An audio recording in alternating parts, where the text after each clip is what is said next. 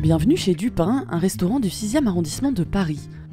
Ce matin, c'est une livraison un peu spéciale qui arrive à vélo avec Alexandre Zida, des pleurotes cultivées à Paris. Bonjour chef. Ça va et toi? Bah ouais, nickel. La petite livraison de la semaine. Génial. 2 kilos comme convenu. Cueilli ce matin.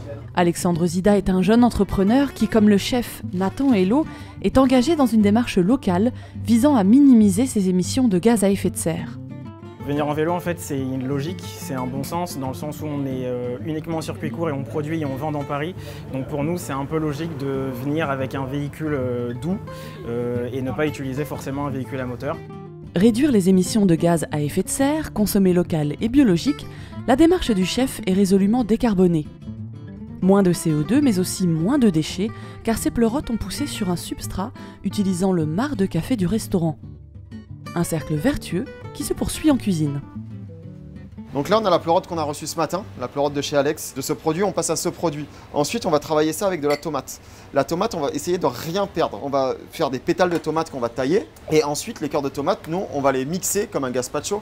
Et on va essayer de récupérer le nectar, ce qu'on appelle l'eau de tomate. Donc qui va se trouver ici pour venir assaisonner vraiment tout le plat. Et en plus de ça, on va venir souligner encore un petit peu plus avec les autres pertes qu'on peut avoir sur la tomate. Nous, on va faire un ketchup de tomate pour vraiment souligner le goût de la tomate. Le but du jeu, c'est d'avoir la tomate en bouche et que ça. Deuxième but de l'opération, utiliser les légumes à 100% et ne rien gaspiller. Mais là, on est sur zéro perte sèche, rien du tout. On ne jette rien, la poubelle, elle est vide.